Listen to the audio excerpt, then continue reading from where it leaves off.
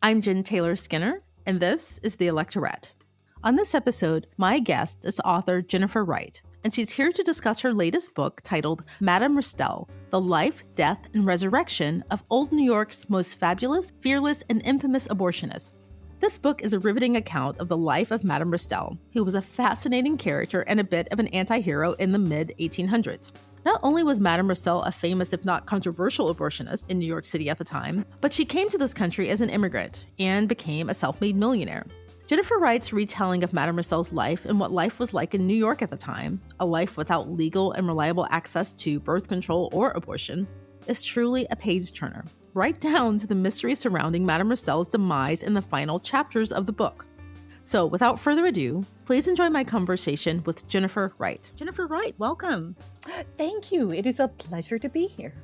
So Madame Restell was a self-made millionaire and an infamous abortionist in the 19th century. Now, however, there hasn't been a lot written about her, and, she isn't a household name. I actually didn't know much about her before reading your book. But what I'm really interested in learning more about were the vivid descriptions of her life. Not just the history of her role as an abortionist, but you have details about her home. You talk about her presence. She also had this luxurious carriage, which you detail. How do you find this much detail about someone who isn't a household name and whose footprints, in history books at least, are pretty limited? Well, she was incredibly famous during her own time. And one of the things that was so interesting to me, first of all, you really can't read about abortion in New York in the 1850s without coming across article after article after article about Madame Restell. So this was a celebrity of her time. And one of the things that was interesting to me was that the articles about her weren't just about her practice or the multiple trials that she was engaged in. They were also about her parties and about how she had these enormous diamonds.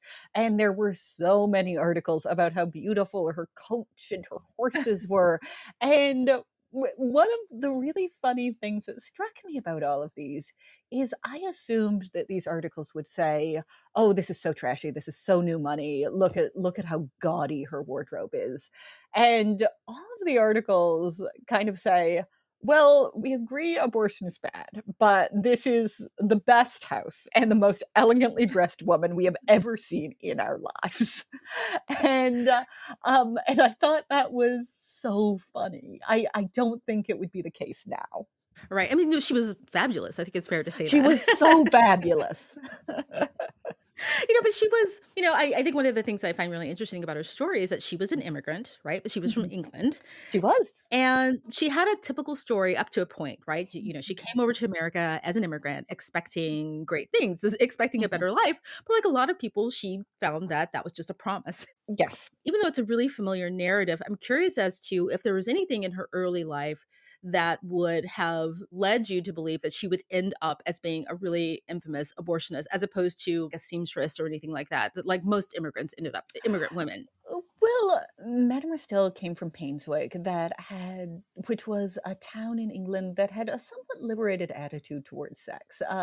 There were a lot of well-known parties celebrating the great god Pan in Painswick, and there are articles from the time talking about how these parties often just descended into sex in the woods. So, if you grew up around that, I think there's a good chance that Madame Restell was aware from a fairly early age that sex was a part of life.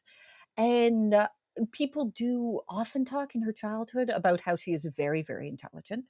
And one of the things that struck me very early was that when she was 16, she was working as a maid. She was courted by and married a tailor, which would already be like a nice step up for Madame Restell. And people talk about how she immediately superseded this tailor in ability, that he kind of taught her some basics, but he was also an alcoholic. So she really had to take over for him. And I think it's very clear that Madame Restell is able to teach herself how to do things very, very quickly when she needs to. And when she moved to New York and her husband died and she was left with their toddler daughter, she lived down the street from a pill compounder who was, at the time, you could basically smash any herbs you wanted to into pills and say, okay, these are going to cure your headaches, or this will cure your insomnia, or it's pretty common still today, when people try to sell supplements, to just kind of have no FDA oversight and say, like, give this a try, maybe it will work. And Madame Restell saw what he was doing, and she also saw how many other single mothers were around her in the Lower East Side of Manhattan at that time, and what terrifying circumstances women could be reduced to when they had unplanned or unwanted pregnancies. And she started compounding pills out of ergot, cantharides, tansy oil, and turpentine that apparently very effectively induced miscarriages. So again, I think she saw a man doing something and said, okay, I can do it better. So, yeah, Well, that seemed to be a theme in her life, kind of surpassing men, right?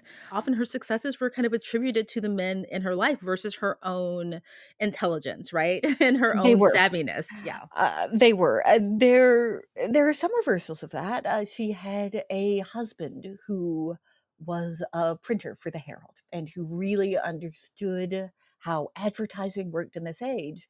And together, she and her second husband, Charles, crafted this persona of Madame Restell, that she would advertise under this French name. They would talk about how she came from Paris. She had a glamorous grandmother who was also a famous midwife.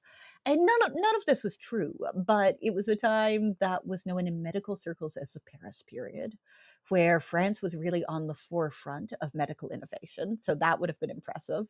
And French people were just considered a little more liberated sexually. So it made a lot of sense for her to go under this name.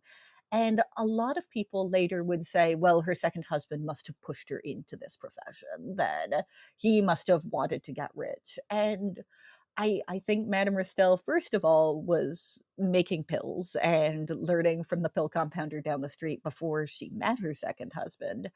And second of all, it really seems like she was the one who was performing surgical abortions the entire time.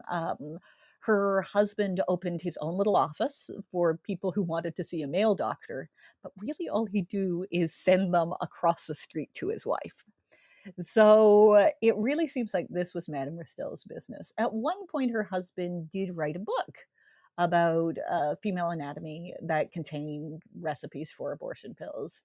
And in that case, people did say Madame Restell has to have written this. This must have been written by her because he could not know how to do this.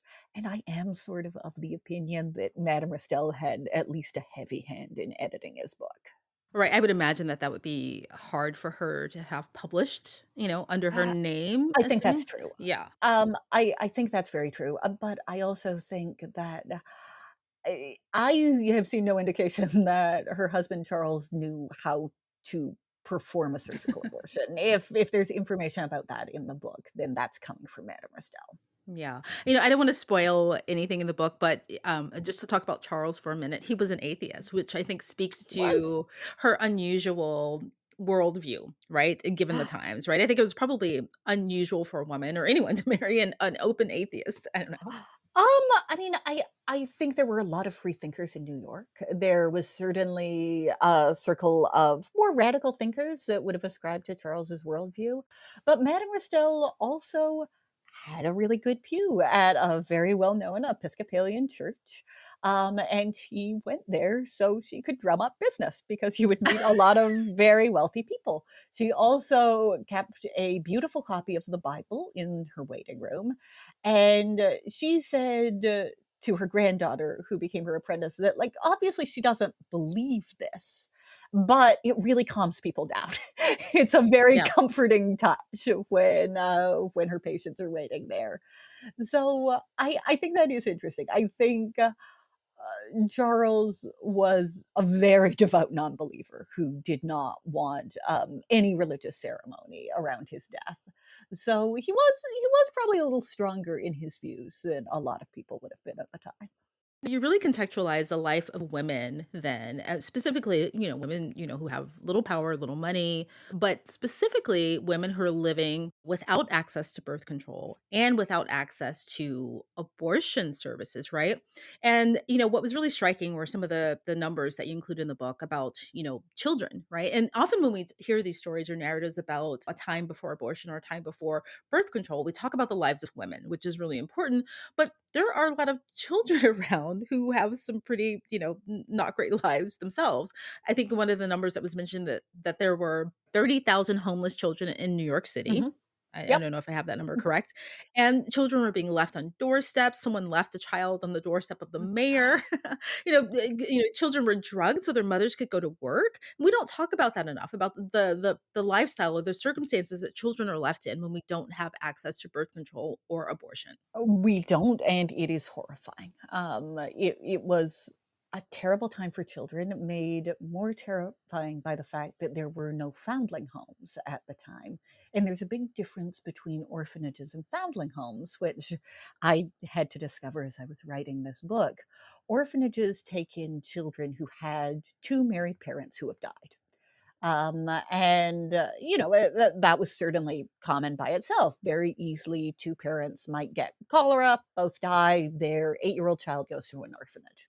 But foundlings were the children of unmarried women who had given birth, and orphanages would not accept them because they were considered to have bad blood. That the notion was that inevitably these children would grow up to be either thieves or prostitutes because their mother had been unmarried. So women had no place to put those children. And that's why you see stories like the baby that was left on the doorstep of the mayor who almost took him in. And women would work so hard to figure out what doorstep you could leave this baby on where somebody might take it.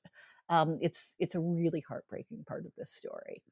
And I think there's one of the things that I found very disturbing a few years ago when there was a formula shortage. There were all of these, I think, very poorly informed people saying, "Well, this is why you should just be breastfeeding. Everything was better when women were just Yeah. breastfeeding. You should just be doing that." And most women were never able to breastfeed on the scale that you need to. So wealthy women would have wet nurses who would provide milk for their children, and other children would be fed kind of this thing called pap that was mashed up cow's milk and bread, which we now know is very, very bad for children. And a lot of the children Yeah. who were being fed pap did not survive past infancy. So really, what happened before there was formula is not you had this rosy world where women were all happily breastfeeding. What happened was a lot of children died. Yeah, this must have, just to go back a bit in her life, I mean, this must have been impactful for her because, she Mhm, was widowed fairly young mhm. and she had a daughter. And, before she became an abortionist, she tried everything else. She tried to be a seamstress and she tried some other things. So she must have gone into this with some empathy for what it was like to be a woman with a child and, without being widowed, without someone to take care of you or without, a steady income that kind of led her in this direction, presumably. I I think it is remarkable that Madame Restell did not become a prostitute. She might have. There were women who were considered prostitutes might have been women who had, had sex for money only a few times, which is one of the reasons we get such a high rate of women who are considered prostitutes during this period. But there was no way she was going to make enough money as a seamstress to support herself and support a very young child in New York. If she had not found this other profession, she would not have been accepted back into service as a maid because she had a child. She might have tried to work in a factory, but then you're talking about 14 to 16-hour days for probably not really enough money to have somebody else take care of your child and no time to take care of a young child yourself. So, if Madame Restell had not figured this out, I think the most likely outcome is that she would have become a prostitute. And so, like you said, she learned pill compounding from someone, a man that she was working for or with. But there are lots of abortionists during that period. And I Mhm. just want to go back and talk about, some of the things that women went through when they needed an abortion. I think there's some descriptions of using some kind of toxic substance from beetles, Yes. boiled garlic. Can you just talk a bit about that? I Some of these are more historic cures for abortion, so they're a little different from what Madame Restell did. If you go far back in history, there are women who will try to induce an infection by using something called a pessary, where you would grind up things like beetles and cram them up your vaginal cavity. And if you could get an infection going there, then there was a good chance you would miscarry. Unfortunately, there was also a good chance you'd die. So there is part of the Hippocratic Oath that is commonly misinterpreted to say that a doctor should not induce an abortion, but what it actually translates to is you will not use a poisonous pessary to induce an abortion. So it's a little more ambiguous than it's often made out to be.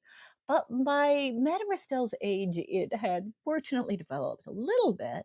So, what Madame Restell was using to seemingly great effect, because pretty quickly people started talking about how they had taken her pills and they'd miscarried 5 times, were ingredients like ergot, which was very common, cantharides, and also tansy oil and turpentine.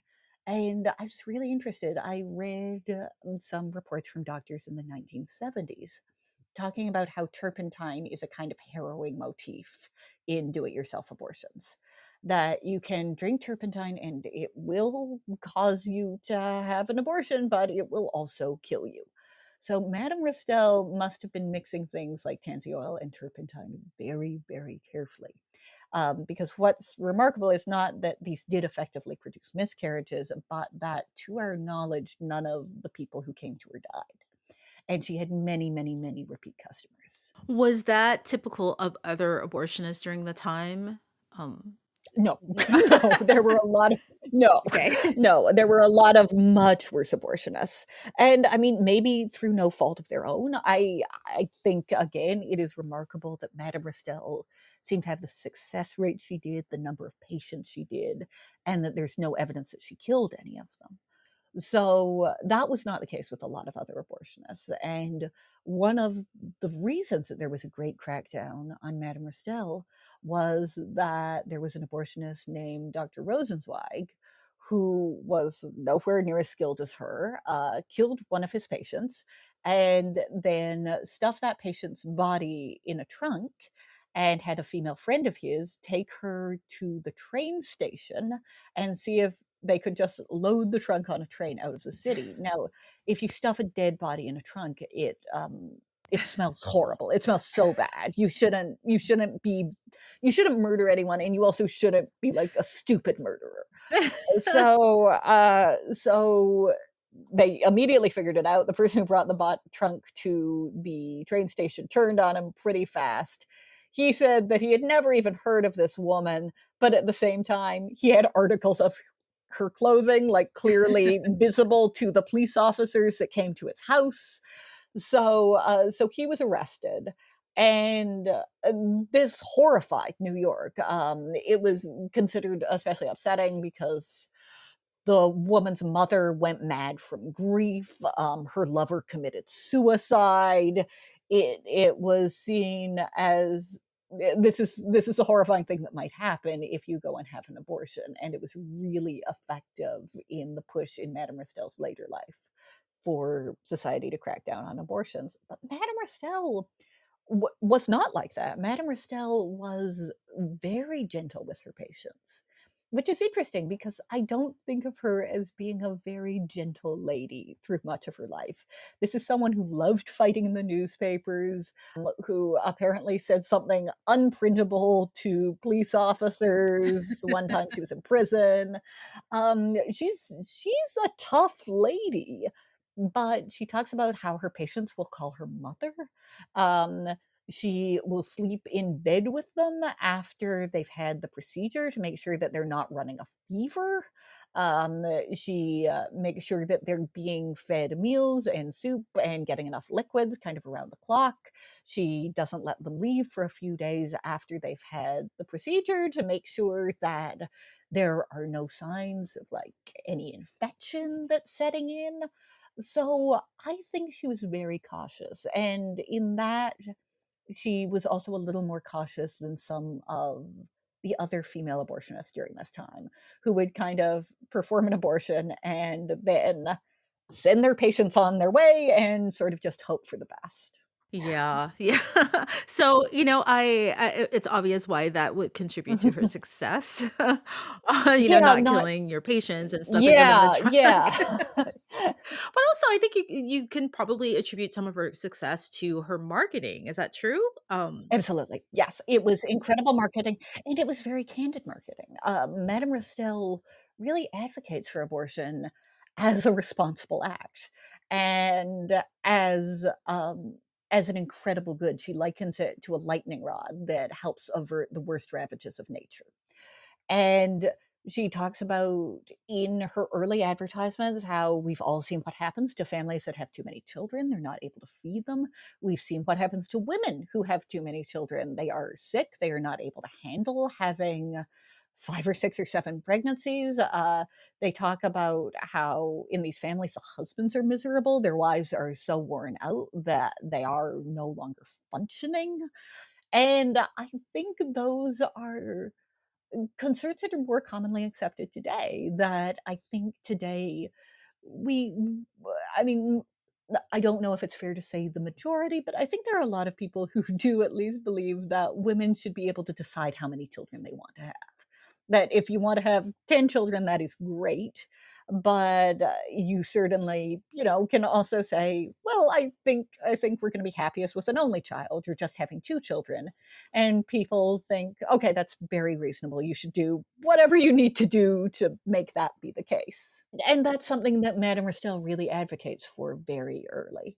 And the main way to do that at the time would be to have abortions or to take abortive medicine. And that's a very modern take on the role of abortion in our lives because I think a lot of abortionists then were kind of in their advertisements, they were trying to you would have to read between the lines to understand what services they were providing. You would read Yeah. behind the lines, yes, and I mean, a little bit of that depends on the year that you're reading these advertisements. If it's after the Comstock laws, there is a huge any written description of abortion or birth control is considered obscene and it's illegal and you can't do it. So if you read newspapers after 1873, you're going to have to read between the lines a lot more. Back in the 1830s, when performing an abortion was just a misdemeanor before the quickening, which usually occurs around the 4th or 5th month of pregnancy, Madame Rousseau could be a little more candid about why she thought she was providing a very good service. So let's actually talk about Comstock, Anthony Comstock, which was kind of her nemesis, you know. Yeah. And so tell me about the role that he played in her life, who he was, and the role that he played overall in how we view abortion. Anthony Comstock was intensely religious, and he was a true believer. His mother had 10 children. She died giving birth to the 10th. He did not seem to view this as a negative thing. He thought that she had perfectly fulfilled her role as a woman, and he was also and um, I find this kind of a funny detail, but it's very relevant to how Comstock led his life. He was also a chronic masturbator. And because he was very religious, he felt incredibly bad about it. So we know from his diaries that he spends like the entire night awake, just like wrestling with that serpent and then feeling bad about it and hates himself. And it's all the fault of like a woman who wore a low cut dress at a party, and it's her fault. It's not his fault. And what Comstock really wanted to do was remake the world in such a way that there would be nothing to arouse his lustful impulses. And that meant cracking down on art that might arouse those impulses. It meant cracking down on literature. Um, and when Comstock moved to New York, kind of his first move was to take his own money and go and buy pornography, and then bring that pornography into the police and say, say this is pornography, and you should crack down on the shop that's selling pornography.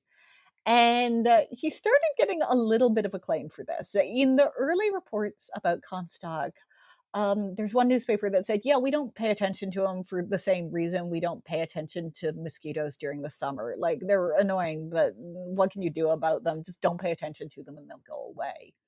And Anthony Comstock did not go away. Anthony Comstock got funding from a lot of very, very wealthy, very like minded people who did not like the fact that America was undergoing a great deal of social change during this age where women were suddenly becoming suffragettes. There had been a massive influx of immigrants. There was a newly freed Black populace after the Civil War. And Anthony Comstock's kind of repeated point is like we have to protect the youth from being corrupted. Like we have to go back to traditional values. We have to create a pure world for our youngsters, and I think that's still rhetoric that you hear today very often. So Anthony Comstock passed what's commonly referred to as the Comstock Act in 1973, which forbade mailing anything that might be considered obscene, which extended to information about birth control or even what an abortion was. And obviously, that would have made Madame Restell's business much, much trickier. And Anthony Comstock ultimately went after Madame Restell personally. He dressed in a disguise.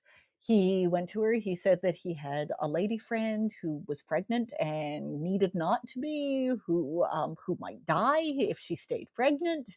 And Madame Restell gave him 2 pills and some instructions and told him, have her take these. They should work by Thursday, but if they don't, bring her with you and come back and we'll go from there. And Anthony Comstock did come back, but he came back with the police to arrest Madame Restell. Yeah, so I won't spoil the ending. It's very good. But I want to, not very good. I mean, it's someone's life, but it's still really interesting. It's a mystery. But I want to go back to the social change piece and kind of the climate that was happening then with Anthony Comstock and just generally, because you mentioned that, people were kind of the anti-immigrant sentiment was growing. There were lots of freed, Black people, moving into cities. And some of the motivations are very similar to the anti-abortionists that we see today, anti-abortion movement that we have today, in particular, this idea of a replacement theory, right?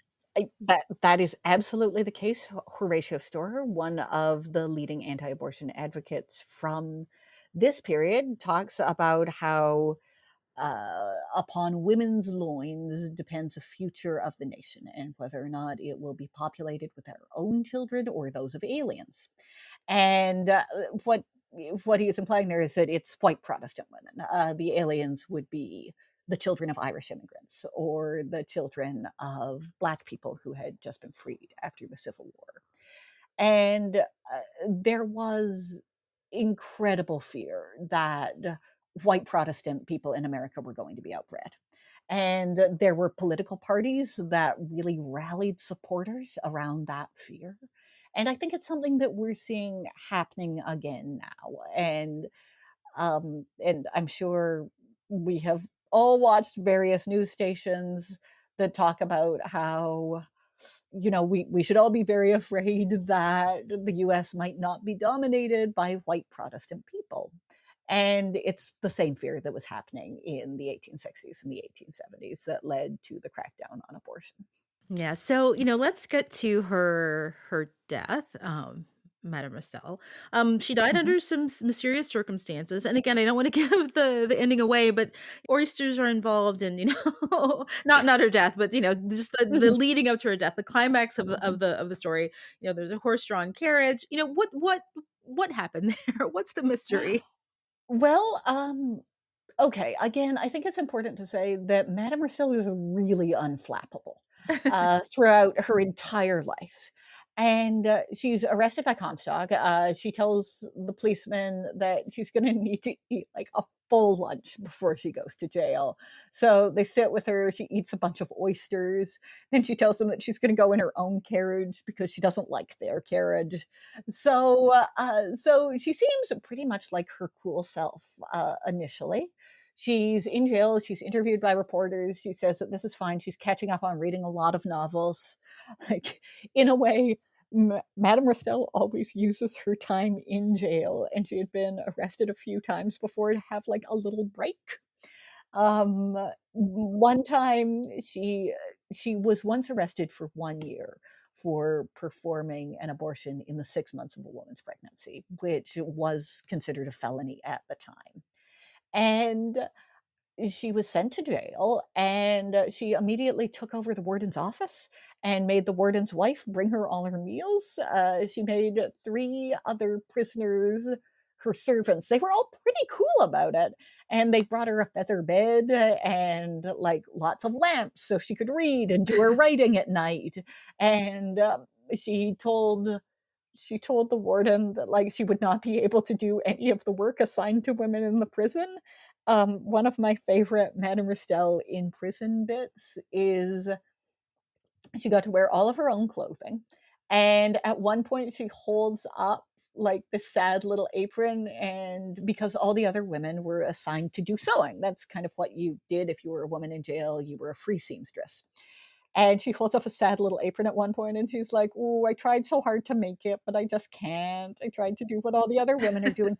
She was a seamstress. She was an unbelievably successful seamstress. So Madame Restell is not usually thrown by the prospect of jail. And she initially seems fine. And then suddenly she has a very rapid change in temperament. And she starts acting extremely hysterical and extremely suicidal. And shortly after, a dead body with its throat slit was found in Madame Restell's tub.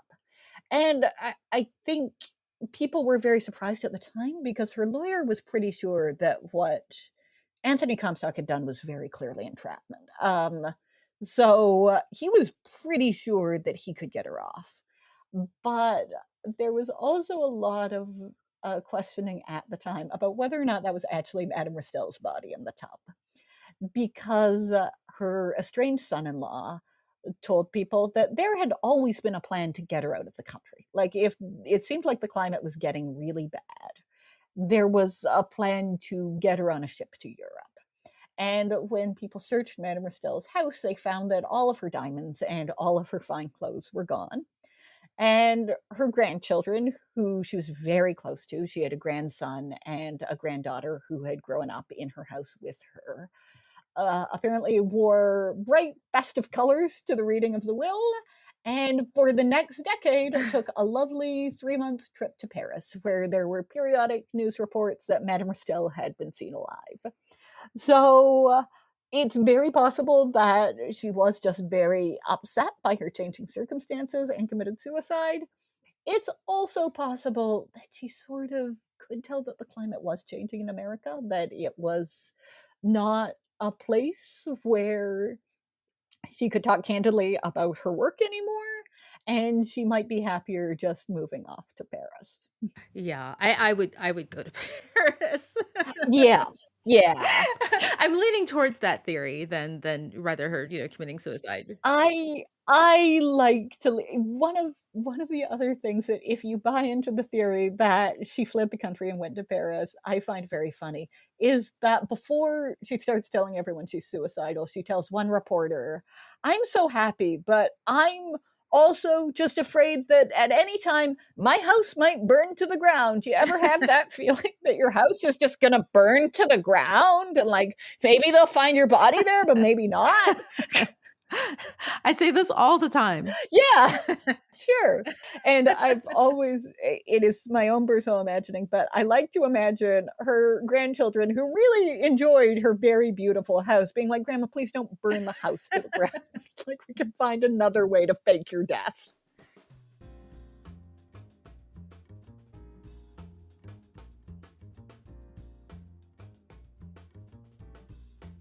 So, what do you think Madame Restell's legacy is, and what markers of hers can we see in today's push for abortion rights?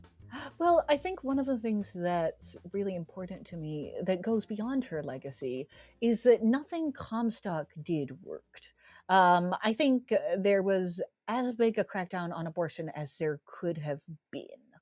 And it's estimated that in the mid 1800s, around 1860, in America, 1 in 5 pregnancies was terminated by abortion. Horatio Storer put the statistic a little bit higher in New York. He said he thought it was 1 in 4. And we have the Board of Health of the state of Michigan in 1898 reported that they estimated that 1 in 3 pregnancies in the state were terminated by abortion. So the Comstock laws, the many, many laws forbidding abortion that were put into place during the mid 1800s didn't stop women from having abortions. It just made the abortions less safe. Yeah. I really love this book, by the way. I am looking at the cover right now. I just want to say that just an aside that when I really love a book, I buy both the audio version and the hard copy. And I just want to say that if you're thinking about buying the audio version of this book, it's done really, really well. I really love the audio version of this book. I'm not really sure who's reading it, but it's done really well. Oh, it's Mara Wilson. She played Matilda. If you've ever seen Matilda, yes, yeah, yeah. It was just such an incredible gift to have her doing this, and I think she does it so well. Oh, okay, that makes sense. She's really good at this, by the Yeah, way. she's very talented. Well, Jennifer Wright, thank you so much for joining me and chatting about your book, Madame Restell, The Life, Death, and Resurrection of Old New York's Most Fabulous, Fearless, and Infamous Abortionist. It's a really good read. Thank you. Thank you so much for having me. I am so happy to talk about her.